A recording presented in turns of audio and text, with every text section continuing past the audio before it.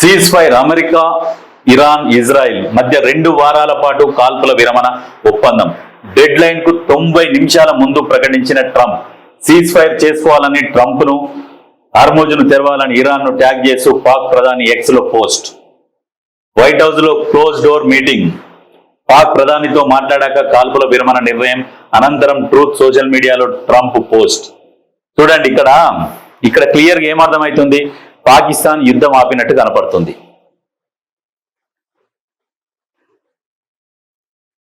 రెండు వారాల cease fire కు ఇరాన్ సైతం అంగీకారం. తమ దేశంపై దాడులు పూర్తిగా ఆగితేనే అని కండిషన్. తమ సాయుధ బలగాల సమన్వయంతో హార్మోజ్ గుండా నౌకల రాకపోకలకు అనుమతిస్తున్నట్టు ప్రకటన. యుద్ధానికి ఇది ముగింపు కాదన్న ఇరాన్ సుప్రీం లీడర్ మస్తాబా. తమ వేళ్లు ఇంకా ట్రిగర్ పైనే ఉన్నాయంటూ కామెంట్. తక్షణమే కాల్పులు నిలిపివేయాలని అన్ని సైనిక విభాగాలకు అలర్ట్.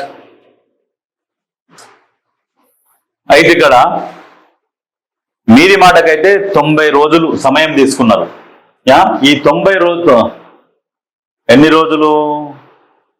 2 వారాల పాటు సమయం తీసుకున్నారు.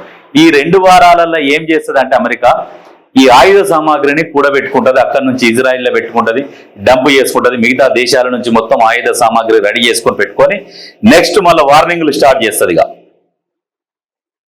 అందుకనే ఇరాన్ కూడా తెలివితోనే ఉన్నది.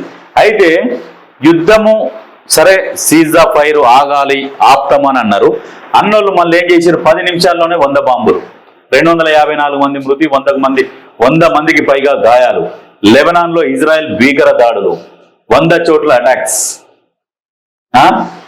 ఇప్పుడు కాల్పుల విరమణ అన్నారు, మళ్ళీ లెబనాన్ లో దాడులు. లెబనాన్ లేని టెర్రరిస్టులు ఉన్నారు అని చెప్పేసి ఇజ్రాయెల్, మళ్ళీ ఇద్దరు ఒకటే, మళ్ళీ ఇక్కడ దాడులు. అది ఓన్లీ అది ఇరాన్కి సంబంధించింది, మళ్ళీ లెబనాన్ కాదంటారు. ఎప్పుడు నిత్యం యుద్ధం చేయాలి అనే ఆలోచనలో వీళ్ళుంటే ప్రపంచ ఆర్థిక వ్యవస్థ అతలాకుతలం అయిపోతుంది. ఇప్పటికే కొన్ని దేశాలల్లో వాళ్ళ రూపీలు పడిపోతున్నాయి. పాకిస్తాన్ ఉంది, పాకిస్తాన్ రూపాయి ఎప్పుడో అడుగుపట్టిపోయింది. మన రూపాయి కూడా చాలా అడుగంటిపోయింది. కరెక్ట్గా బలంగా ఉన్నది అంటే, ఆర్థికంగా బలంగా ఉన్నది అంటే చైనా ఉన్నది. మనము చెప్పుకోవాల్సిందే చైనా గురించి. వాళ్ళు గొప్పగా అభివృద్ధి చెందుతున్నప్పుడు వాళ్ళ గురించి గొప్పగానే చెప్పుకోవాలి. శత్రు దేశమైనా పర్వాలేదు. మనం కూడా వాంతో పోటీ పడాలి, అభివృద్ధిలో పోటీ పడాలి.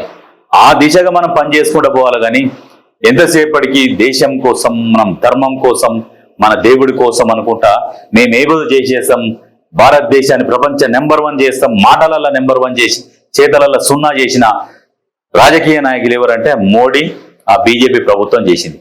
నేను నమ్మిన, చాలాసార్లు నమ్మిన, బీజేపీ ఒక్కసారి రావాలి, ఒక్కసారి వస్తే ఏం చేస్తుందో చూద్దాం అని నిజంగా చాలాసార్లు అనుకున్నాం.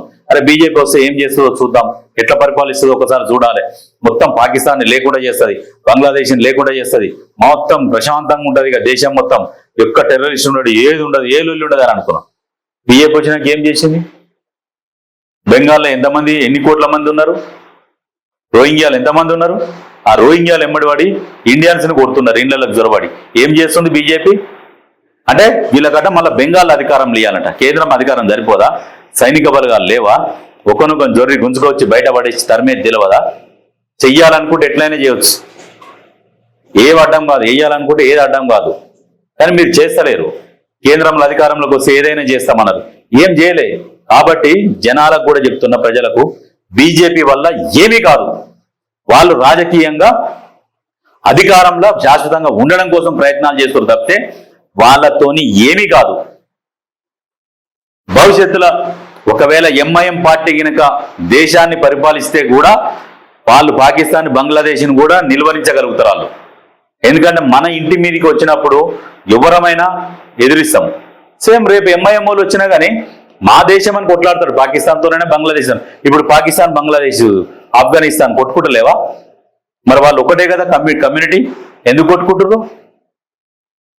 రేపు ఇది కూడా అంతే. కానీ బీజేపీ ఏదో చేస్తుంది అనుకున్నాం, కానీ ఏది చెయ్యదు. ఎవడున్నా గద్దె మీద ఎవడు కూర్చున్నా మన దేశం మీదకి వచ్చినప్పుడు ఫైట్ చేయాలి. వీళ్ళుంటేనే చేస్తారు, వాళ్ళుంటేనే చేస్తారు కాదు. అది గుర్తుపెట్టుకోరు. బీజేపీ ఏదో చేస్తుంది అంటే ఏది చేయలేదు. వాళ్ళు రాజకీయం కోసమే ఇది ఎత్తుకున్నారు, ఈ నినాదం ఎత్తుకొని అధికారం మీద కూర్చున్నారు. మళ్ళీ అధికారం కోసమే ఇటువంటి ముచ్చట్లు చెప్తున్నారు. లాస్ట్కు చూడు, ఇరాన్ అమెరికా యుద్ధం ఎవరు ఆపిరు? పాకిస్తాన్ వాళ్ళు ఆపిరు. సీజ్ ద ఫైర్, వాళ్ళ పుణ్యమాని ఇప్పుడు ఆగింది అది.